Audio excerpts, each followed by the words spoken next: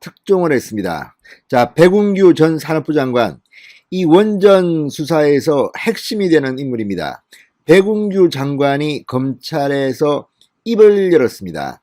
원전 수사와 관련해서 이 백운규 장관이 관심을 모으게 하는 이유는 바로 문재인 청와대와의 직접적인 연결고리이기 때문입니다. 자, 한수원 사장을 건너뛰고 바로 백운규 장관을 지난 월요일 긴급 소환했습니다. 이번 주 소환할 거라는 예상은 했지만 속도가 굉장히 빠릅니다. 지금 윤석열 검찰총장 공수처가 출범하면서 이 권력, 문재인 정권에 대한 수사 속도를 굉장히 빠르게 내고 있습니다. 백운규 전 장관 검찰의 소환 조사에서 상당히 많은 것을 털어놓은 것으로 보입니다. 동아일보는 이를 바탕으로 빠르면 오늘 내일 구속영장을 청구할 예정이라고 합니다. 자, 백운규 전 장관이 구속되면 문재인 정권은 치명상을 입게 됩니다. 지금 원전 수사와 관련해서 추미애 법무부 장관이 윤석열 총장을 자르려고 했다, 몰아내려고 했다, 이런 의혹이 나온 것도 바로 이런 이유입니다. 지금 문재인 정권을 향한 윤석열 검찰총장의 수사는 여러 가지가 있습니다만 그 중에서 윤 총장이 징계위원회 해비될 당시 가장 뜨거웠던 게 바로 이 원전 수사입니다. 그 뒤에 튀어나온 것이 김학의 불법 출국 금지 의혹 수사입니다. 자, 이런 것들이 지금 동시에 진행되면서 과거 수사를 하다가 잠정적으로 중단되었던 청와대의 울산시장 선거 개입 의혹까지도 지금 속도를 내고 있습니다. 문재인의 30년 친구 송철호 울산시장을 재소환 조사했다는 것이 확인되기도 했습니다. 자, 백운규 전 산업부 장관은 상당히 거물입니다. 문재인 대통령이 이 대통령 후보로 나오면서 공약을 했던 것 중 탈원전이 있습니다. 이것이 지금 상당히 논란이 되는 이유는 문재인 대통령이 이 탈원전 정책 때문에 어쩌면 퇴임 후에 수사를 받을지도 모르기 때문입니다. 지금 한전대학이니 뭐 이런 것들을 가지고 이미 시민단체가 문재인 대통령을 고발했습니다. 이낙연 당시 국무총리도 고발됐습니다. 이것은 한전의 그 경영에 치명적인 손해를 입혔습니다. 또 국민들에게 전기료 부담의 이런 가능성이 있습니다. 자, 문재인 대통령 원전 수사에 대해서만큼은 상당히 긴장하고 있는 것으로 보입니다.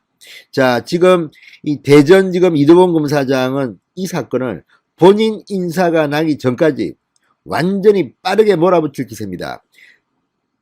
다음 달 초 박범계 장관 후보자가 장관에 임명되면 검찰 간부 인사를 합니다. 아마도 이두봉 대전지검장 다른 데로 좌천시키겠죠.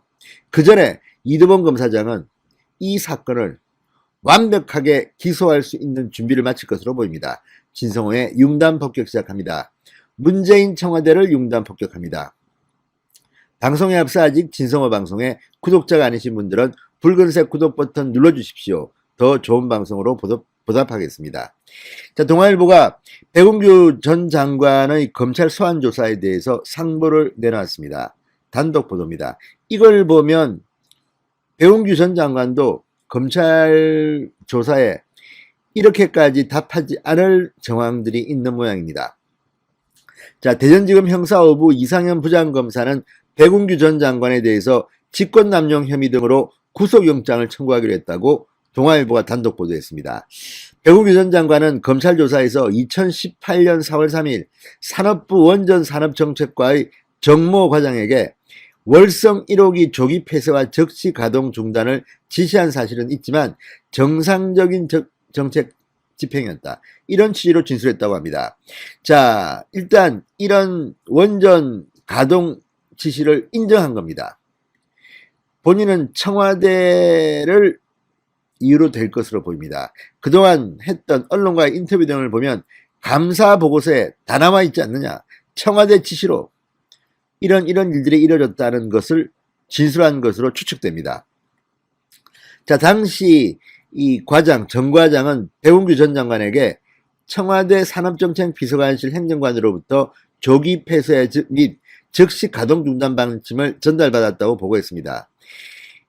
이때 정 과장은 원전을 즉시 가동 중단하면 한수원 이사들이 법적 책임을 질 수도 있다고 알렸지만 백운규 전 장관은 즉시 가동 중단을 지시하면서 정 과장을 질청한 것으로 알려졌습니다. 당시 정 과장은 2년 6개월 정도 더 가동이 가능하다는 취지로 보고했던 것으로 알려지고, 이때 백 전 장관은 너 죽을래라고 말했다고 조선일보가 보도한 적도 있습니다. 아무튼 이런 정황들을 보면 백운규 전 장관은 상당히 변호인들의 조력을 받아서 본인이 피해를 최소화하는 방향으로 진술한 것으로 보입니다. 자, 지금 이 백운규 전 장관 다른 많은 이유를 대고 있지만 이런 지시를 한 것은 검찰에서 인정한 것으로 보입니다.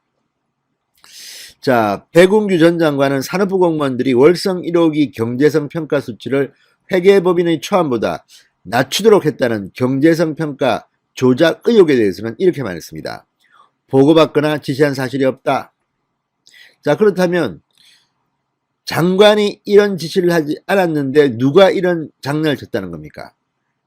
그러면 최이봉 당시 청와대 산업정책 비서관이 책임을 져야 됩니까? 아무튼 이런 문제 때문에 지금 백운규와 청와대는 핑퐁 게임을 할 것으로 생각됩니다. 원래 백운규 전 장관의 변호사는 지금 법무부 차관으로 간 이용구 변호사였습니다. 이용구 변호사 백운규 전 장관의 자택을 압수수색한 바로 다음 날 백운규 전 장관 집에서 술을 마시고 택시를 탔다가 지금 논란이 되고 있는 택시기사 폭행 사건이 터졌습니다. 바로 그날이었습니다. 자, 이런 걸 보면 지금 백운규 전 장관은 고민 중일 겁니다. 내가 다 뒤집어 쓸 수는 없다. 그러면 누가 다칩니까? 청와대입니다. 지금 백운규 전 장관은 검찰 진술에서 자신이 한 것에 대해서는 인정을 하지만 많은 것을 미루려고 하는 것 같습니다. 청와대가 바짝 긴장할 수밖에 없는 이유입니다. 그리고 구속까지 된다면 입은 더 술술 열릴 것으로 보입니다. 자, 검찰은 백운규 전 장관의 지시에 따라 산업부 공무원들이 월성 1호기 경제성 평가 조작 등 불법 행위를 벌인 것으로 보고 있습니다. 지금 백운규 전 장관이 이렇게 부인하는 것은 구속 사유를 더 촉진시킬 것으로 보입니다. 자, 이 산업부 공무원들은 검찰 조사에서 백운규 전 장관에게 2018년 3월에도 월성 1호기를 폐쇄한 이후에도 2년 동안 가동하는 안을 보고받았지만 이때는 특별한 이익이 없다고 합니다.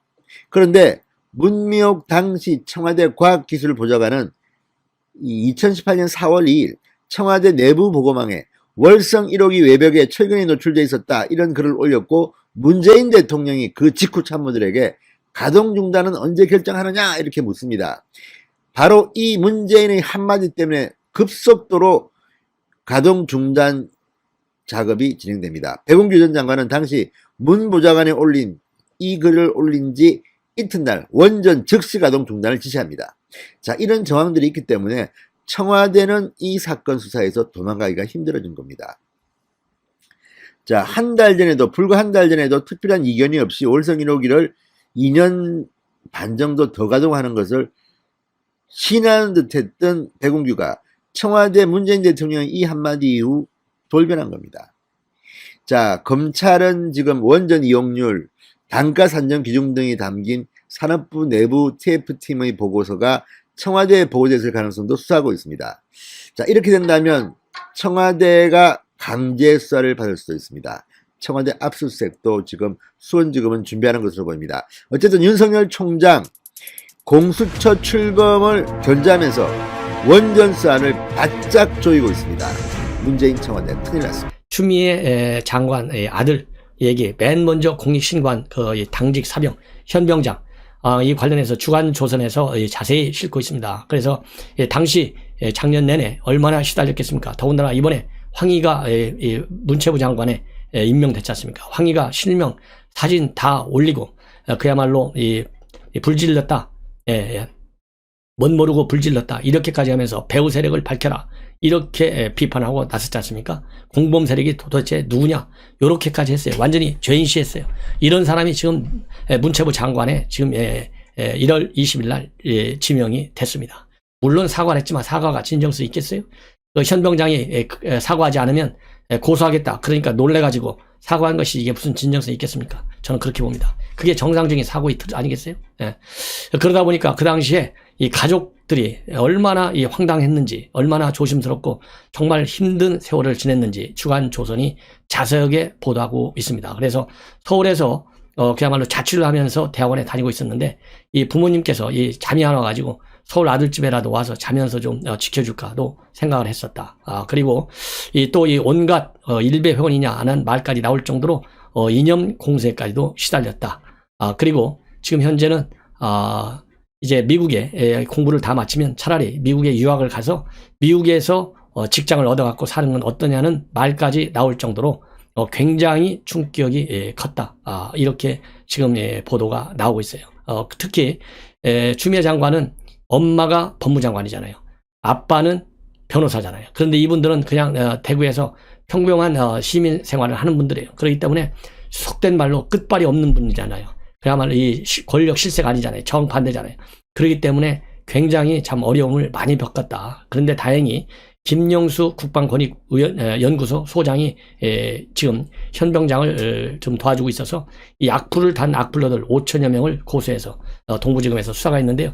진행되고 있는데 이 수사 내용도 지금 나오지 않고 있어요. 그래서 이 언론인 여러분들께서는 이 현병장이 제기한 소송 동부지검에서 과연 어떤 상태로 진행되고 있는지 꼭 좀 수사를 취재를 집중적으로 해서 이 공익신고자로 이미 우리 대한민국 권익위원회에서 인정을 했지 않습니까? 그래서 더 이상의 권익 침해가 없도록, 그리고 미국에 가서 공부해가지고 미국에서 뭐 살든 한국에 오든 간에 꼭 성공한 사회인이 돼가지고 대한민국에 무너져가는 법치주의를 바로 세우는데 큰 역할을 할 수 있도록 우리가 격려해 주는 것이 우리의 마땅한 임무다. 이렇게 생각이 듭니다. 이 공익신고 사건이 또 하나 있습니다. 뭐냐면 김학의 불법 출금. 이 추미애는 뭐라고 얘기했습니까? 절차적 하자에 불과한 부차적인 거. 이 불법으로 출금 조치한 것인데요. 이 불법으로 출금 조치한 것은 부차적인 것에 불과하다. 거기에 이런 식의 법지식과 판단을 가지고 있으니까 윤석열 총장 수사지휘권, 감찰권, 인사학살 다 하고 결국은 행정법원에서 망신당해가지고 이제 오늘 내일 이제 운명이 다 정해졌지 않습니까? 그럼에도 불구하고 차기 정치 생명을 연장시키려고 하는 뭔가 시도가 있지 않을까라고 하는 의혹은 생기지 않을 수밖에 없어요. 이러는 가운데 지금 현재 공익신고자 14쪽짜리 보고서, 2차 보고서를 이 권익위에 제출한 것으로 그렇게 알려지고 있는데요. 이 공익신고자 14쪽짜리 문건에는 무슨 말이 중요한 게 들어가 있냐면 김학의 출금은 한국판 미란다에 속한다. 그래서 이 한국판 미란다, 이것은 이미 우리 헌법에도 다 나와 있어요. 그래서 이 헌법에서도 헌법 12조에 누구든지 법률에 의하지 아니하고는 체포, 구속, 압수, 수색 또는 신문을 받지 않는다. 1항에 그렇게 되어 있고요. 또 5항에는 누구든지 체포 또는 구속의 이유와 변호인의 조력을 받을 권리가 있음을 고지받지 아니하고는 체포 또는 구속을 당하지 않는다. 그래서 어떤 예외도 두지 않고 있다고 하는 것을 헌법 12조가 분명히 밝히고 있고요. 대법원에서도 2000년도에 미란다 원칙을 무시한 체포는 정당한 공무집행이 아니다. 이런 판결까지 나왔습니다. 미란다 이 원칙이라고 하는 것은요, 1963년도에 미국에서 발생한 사건인데요. 결국은 뭐냐면 미란다라는 사람이 아마 이 스페니쉬인 것 같아요. 이름이 에르네스토 미란다니까 납치 강간을 저질렀는데 경찰이 수사 과정에서 변호사 선임권과 진술 거부권을 고지하지 않았다는 이유 딱 하나로 1966년도 3년이 지나서 연방 대법원으로부터 무죄를 선고받은 거예요. 그래서 납치 강간범이라 하지만은 예외 없이 방어권은 보장되어야 한다는 대원칙이 바로 미란다 원칙입니다. 그래서 이런 미란다 원칙을 우리 헌법에서도 그대로 받아주고 있어요. 그렇기 때문에 지금 김학의 전 차관이 설령 출국 금지를 당한 중범을 저질렀다 한다 하더라도 변호사 선임권과 진술 거부권을 주지 않고 일방적으로 출국을 금지시키고 그것도 불법 서류를 통해서, 이것은 추미애가 얘기하는 부차적인 문제, 절차적인 문제가 아니에요. 본질적인 문제입니다. 우리 헌법에 보장된 인권 침해 요인을 그대로 다 갖고 있는 것이 불법 출금 사건이에요. 그래서 이 공익신고자도 이러한 이 미란다 원칙이 반드시 지켜져야 하는 것이고, 이것은 바로 한국판 미란다 사건이 김학의 출금 사건이다. 그래서 추미애가 얘기한 이 주장은 전혀 받아들일 수 없는 그런 지금 해석이 또 하나 가능한 근거가 나왔다. 그리고 무려요, 이 정부 여권 이 성향을 보이고 있는 한겨레 신문 강희철 기자도 2019년도 4월 달에요. 당시에 김학의 전 차관 불법 출금 논란과 관련해서 기사를 썼는데 그 당시 뭐라고 썼냐면 이런저런 핑계와 이유로 적법 절차 예외를 허용하기 시작하면 그 예외는 나도 당신도 내 가족이나 친지도 불법 수사로 구금되거나 처벌받을 수 있다. 이렇게 되어 있습니다. 그래서 김학의 전 차관 적법 절차 예외로 허용돼서는 안 된다고 하는 것이 공익신고자는 물론이거니와 그리고 이 법조계의 전반적인 시각으로 그렇게 여러분들께서 이해하시면 되겠다. 그래서 계속해서 이 불법 출금과 관련해서는 추미애는 과연 누구의 판단으로 누구하고 의견 조율을 거쳐서 이렇게 불법 출금 사건을 갖다가 부차적인 절차적인 것에 불과하기 때문에 불법이 하나도 없었다. 그리고 실질적 사후적 범죄자라고 이렇게 지칭하게 된 경위는 또 어떤 이 경위가 있었는지도 밝히고 법무장관직을 내려와라. 그래서 마지막 지금 사건인 김학의 사건에서 만이라도 딱 하나만이라도 추미애가 우리 국민에게 진실된 입장을 밝혀주는 것이 좋겠다고 저는 지적하고 싶습니다. 자, 이제는요. 이 박범계 장관 내정자 말씀을 드리겠습니다. 재산 문제라든가 검찰 개혁 문제, 그 다음에 여러 가지 이 폭행 문제, 이런 것들이 상당히 도마 위에 올라올 것 같고요. 국민의힘 측에서는 데스노트에 올린 지 이미 오래입니다. 그렇지만은 여러분들 잘 아시다시피 문재인 대통령의 임명 스타일로 보면 반드시 25일 날 청문회 통과돼서 보고서가 올라가면 바로 그야말로 아주 신속하게 최대한 신속하게 임명장에 사인을 해서 임명장을 줄 것이다. 그런데 이번 법무부 장관 지난번에 김진욱 공수처장 임명장 줄 적에는요 얼마나 조심스러우고 벌벌 떨었는지 3시간 반 이상이 지나서야 그것도 청와대 대변인의 입을 통해서 이 문재인 대통령이 공수처장한테 한 말이 나왔어요. 그런데 이번에도 마찬가지일 것인지 아니면 이번에는 알맹이 없는 얘기만 하고 중요한 얘기는 둘이서만 귓속말을 하고 또 언론에 공개하지 않을 것인지 그야말로 우리 취재하는 언론에서 집중적으로 반드시 취재해달라 이런 얘기를 좀 하고 싶습니다. 그래서 윤 총장 앞으로 이제 한 7개월 정도밖에 안 남았는데요. 과연 어떻게 윤 총장을 말하자면 그들의 추미애가 얘기하신 대로 자기 명을 거역하지 않도록 지휘할 것인지 이런 입장 거기에 대해서 대통령과 그리고 박범계 이제 내 정당도 아니에요. 하루 남았으니까 다 임명할 거니까 박범계 장관한테 얘기할 것인지 상당히 예의주시할 필요가 있다는 말씀을 드리고 싶고요. 지금까지 이 서면 질의 답변 내용을 보면 한 80% 90%는 추미애 못지않은 수사지휘권 발동 그러니까 공식적으로 추미애가 역풍을 엄청 맞았잖아요. 돌이킬 수 없는 그런 피해를 봤어요. 이걸 박범계가 눈으로 다 봤지 않습니까? 그래서 박범계는 추미애보다 좀 더 영악해요. 제가 보기에. 그래서 왜냐하면 그 입장을 수시로 바꾸잖아요. 이러한 이 철면피적인 요건을 갖추고 있는 사람이기 때문에 더 강하게 돌변할 가능성이 많다. 여러분들 누차 말씀드렸다시피 국회에서 질의당당 할 때 한번 우리가 생각해 보십시오. 아무리 정치적인 이해관계가 중요하더라도 한 몇 년 전에 내가 형님이라고 해놓고 자리 똑바로 앉아 자세 고쳐 앉아 이렇게 소리 지를 수 있겠어요? 그 인간이라고 볼 수가 없어요. 이런 사람이 지금 장관이 되고 있는 겁니다. 그래서 이번 서면 질의 답변을 보더라도 박범계 장관이 과거 중고등학교 때 조폭 수준의 폭행도 그런 이 기질이 있었다. 나와 있지 않습니까? 그런 기질이 보여요. 그래서 이번에 보면 우리가 지금 현재 굉장히 관심을 갖고 있는 살아있는 이 수사, 권력에 대한 수사, 월성 원전 사건, 그 다음에 울산 사건 이런 게 관해서 말이죠. 여전히 수사지휘권 검토하는 이제 수사지휘권이라고 권자는 안 붙였어요. 수사지휘를 어떻게 할 것이냐. 굉장히 조심하는 거예요. 그러니까 수사지휘를 어떻게 할 것이냐에 관해서는 면밀히 검토해 보겠다. 그리고 적절히 지휘 감독하겠다. 법과 원칙에 따라서 수사가 지휘되도록 적절히 지휘 감독하겠다. 그렇기 때문에 윤석열 총장에게 맡기겠다는 얘기는 단 한 번도 안 하고요. 지휘 감독을 적절히 하겠다고 그랬는데 이 적절히가 굉장히 애매모호해요.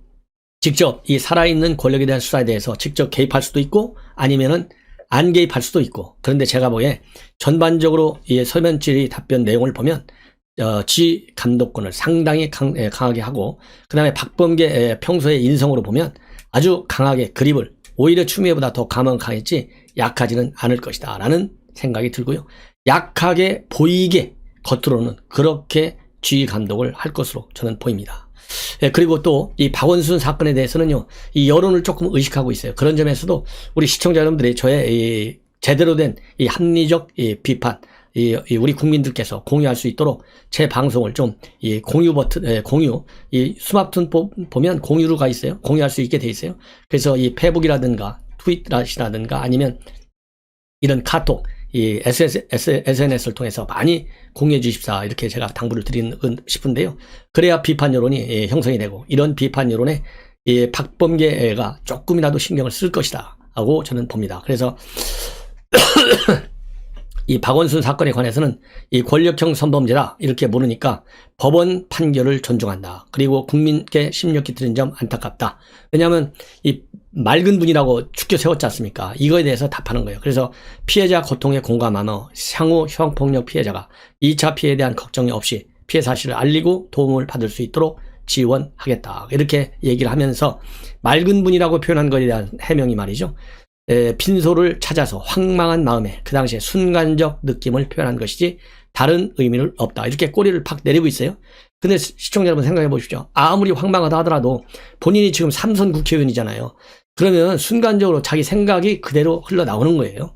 그래서 이 박원순이한테 완전히 뭐라고 그러나요? 이 박원순이만 생각이 되는 것이지 피해자는 조금도 안중에 없는 것이 바로 맑은 분이라는 표현 하나에 남아있는데, 워낙 여론이 지금 안 좋으니까 이렇게 일단 소나기는 피하고 가자, 이런 생각에서 이렇게 지금 말을 돌린 것이다. 그래서 이것만 보더라도요, 그래도 이 추미애보다는 이 여론을 조금은 의식하는 것 같습니다. 예. 그리고 이 검찰 개혁과 검찰 인사, 이런 거에 관해서는 굉장히 조심스러운 평가를, 이 계획 의지를 나타내고 있습니다. 그리고 김학의 사건과 관련해서는요, 구체적인 내용을 아직 보고하지 못해서 답변이 어렵다, 이렇게 해서 살짝 빠져나오고 있습니다. 그리고 이 박 후보자가 연결되어 있는 패스트트랙 사건, 이거에 관해서는 일체 보고를 받지 않겠다, 이렇게 우리 국민과 약속을 했는데요. 이 본인이야 당연히 보고받지 않는다고 하죠. 그러나 속으로 이 이면에서 또 어떤 일이 일어나는지 우리가 잘 살펴야 되겠다는 지적을 하고 싶습니다. 그리고 이제 안보실장, 또 이 외교부 장관, 그다음에 국방부 장관 모두가 미국의 자기의 카운터파트들하고 전부 전화 통화를 했는데요. 한마디로 물론 덕담 수준의 얘기지만은, 근본적으로 미국 쪽에서 나오는 얘기는 인도 태평양 전략에 동참을 해달라. 그리고 한미 동맹을 강화시켜달라.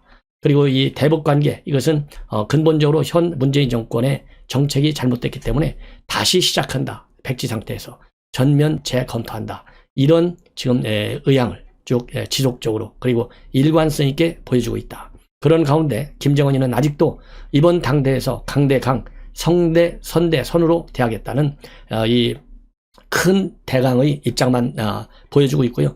구체적인 이 바이든 출범과 관련해서 입장을 아직 내놓지 않고 있습니다. 그리고 이러는 가운데 지금 북중러 삼각관계는 그 어느 때보다도 지금 강화되고 있다. 그래서 시진핑 주석이 지난 연말에 직접 이 전화까지 푸틴하고 해가지고요.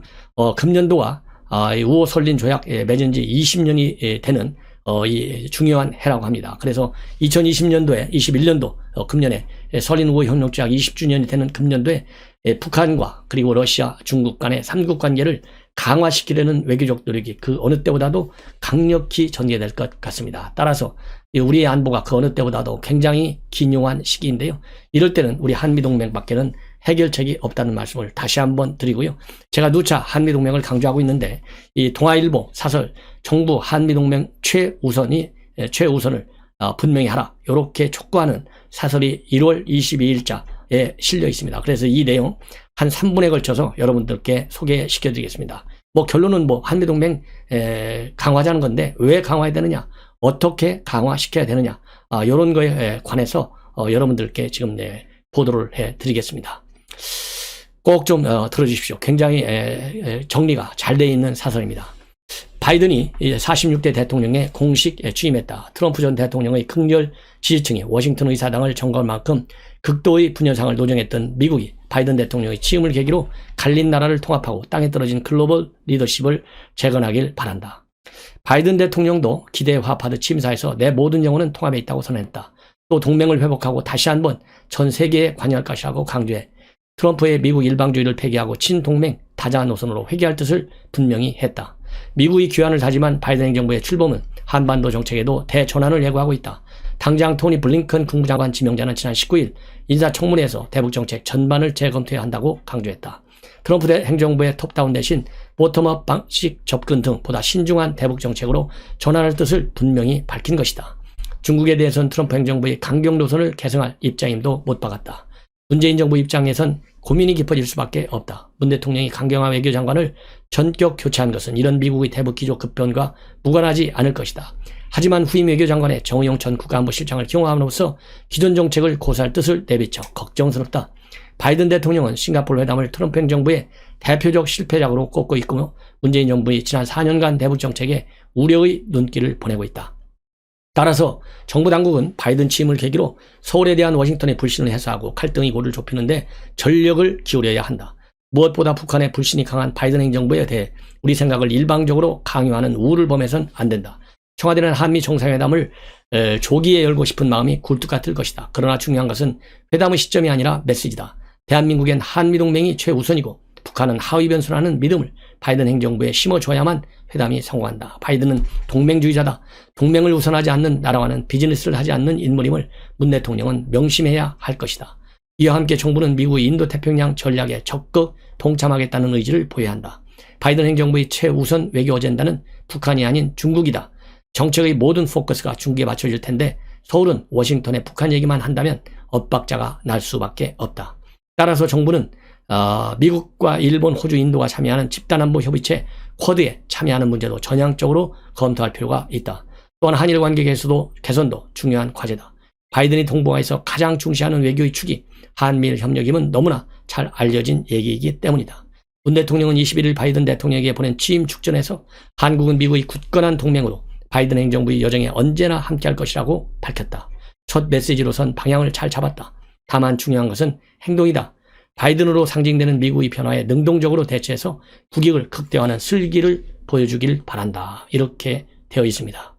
시청자 여러분, 정말 현 정권, 이 한미 동맹 이외에 대한민국의 안보를 지켜줄 수 있는 나라는 전 세계에 아무도 없다. 그래서 이 동맹조약은요, 현재 대한민국 딱 미국 하나밖에 없어요. 일본하고는 동맹조약이 아니에요. 그냥 국교 정상화를 통해서 우호 설린 관계를 발전시키는 아주 최우선적 우방국가에 불과합니다. 그리고 중국은 전략적 협력관계입니다. 전략적 협력관계는 외교적인 용어인데요. 동맹관계보다도 훨씬 낮아요. 전략적 협력관계보다 더 높은 것이 전면적 전략적 협력관계인데 지금 중국하고는 전면적 전략적 협력관계가 아니고 그냥 전략적 협력관계입니다.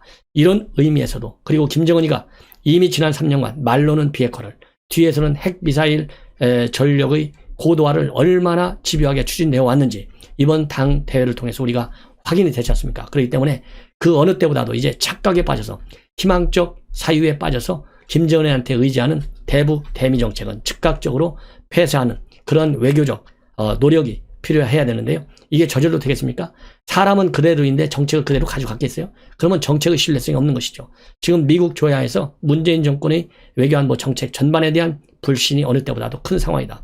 그런 측면에서 정책의 골조를 바꿔야 되는데 저절로 안 바꾸기 때문에 시청자 여러분들께서 저의 방송을 주변 분들과 많이 공유해 줄 것을 다시 한번